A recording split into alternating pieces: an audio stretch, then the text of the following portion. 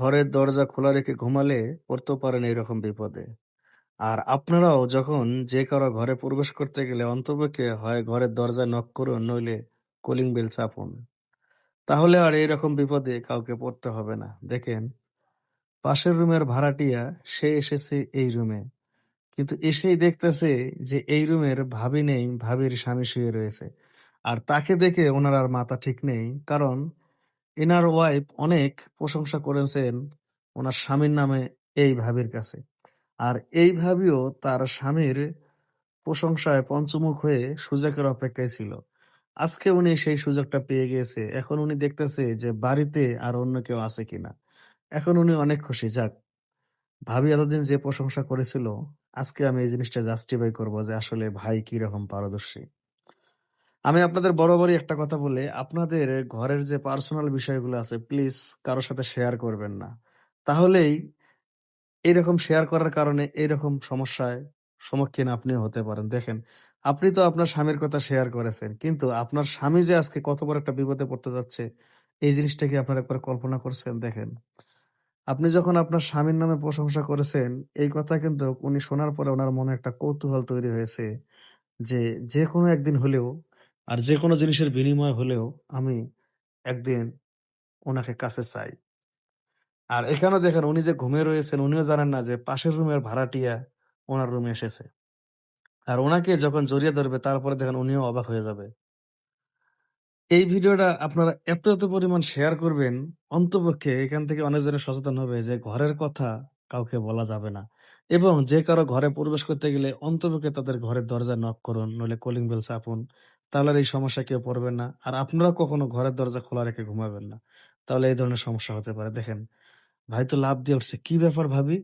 আপনি আমাদের রুমে?" তখন উনি বলতেছে, "আরে অবাক হইয়েন না। আমি এসেছিলাম আপনার ওয়াইফের কাছে। আপনার ওয়াইফ তো নেই। আর আপনাকে দেখে আমার মাথা ঠিক নেই। আপনার ওয়াইফের কাছ থেকে আপনার অনেক প্রশংসা শুনেছি। আর সেদিন থেকে আমি মনে প্ল্যান করেছি যে আজ হোক কাল হোক আপনাকে আমি কাছে পাবো বা কাছে পেতে চাই।" কিন্তু এখন দেখেন এই লোকটা অত্যন্ত ভদ্র। উনি বলতেছে, "ছি ভাবি, আমি এটা ভাবতেও পারিনি যে আপনি একজন বিবাহিত মহিলা, আমি একজন বিবাহিত পুরুষ। আপনি কিভাবে পারলেন আমার ঘরে এসে এভাবে জড়িয়ে ধরতে? আর এই জিনিসটা যদি আপনার স্বামী কিংবা আমার ওয়াইফ যদি এই জিনিসটা জানে, তাহলে আমাদের সংসার কি থাকবে? কখনোই থাকবে না। প্লিজ ভাবি আপনি আমাদের রুম থেকে যান।" তখন এখন দেখেন সেই ভাবি বলতেছে, আমি কি রূপে গুণে কোন দিক দিয়ে আপনার স্ত্রীর চেয়ে কম আছি? আমি অনেক সুন্দর আছি। এখন সেই ভাইটি বলতেছে, "না, আপনি সব দিক দিয়ে সুন্দর আছেন। প্লিজ আমি হাত জোড় করে আছি, আপনি এখান থেকে যান।" কিন্তু উনি যেতে চাচ্ছেন না। এক পর্যায়ে দেখেন সেই ভাই অনেকভাবে রাগান্বিত কণ্ঠে বলে তাকে রুম থেকে বের করে দেবে। তো আমি এই ভাইটার জন্য হলো ভাই প্লিজ ভিডিওটা শেয়ার করে দিয়েন। দেখেন এইরকম সুযোগ পাওয়ার পরও উনি সুযোগ কাজে লাগালো না। রুম থেকে বের করে দিল। আর এই যে ভাবি, আপনাকে বলা উচিত বা আপনিও এই জিনিসটা মাথায় রাখেন, প্রশংসা করতেই পারে। তাই বলে তার প্রশংসায় আপনি পঞ্চমুখ হয়ে তার ঘরে সেই ধরনের কাজ করবেন। এটা কিন্তু মোটেও ঠিক না। আপনার স্বামীর আমানত, আপনি কেন অন্যকে দিয়ে খেয়ানত করবেন? আপনার স্বামীকে ভালোবাসুন, স্বামীকে ভালোবাসার চোখে দেখুন, দেখবেন আপনার স্বামীও আপনার কাছে পারফেক্ট এবং ভালো মনে হবে।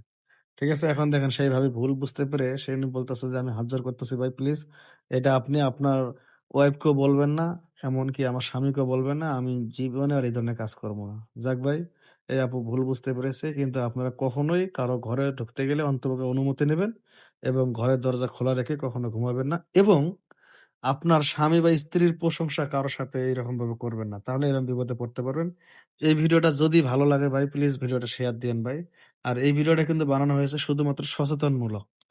যে এখান থেকে যদি একটু হলেও সচেতন হন যে হ্যাঁ, এই ধরনের কাজ করা যাবে না, তাহলে অবশ্যই ভিডিওটা শেয়ার দিবেন। আল্লাহ হাফেজ।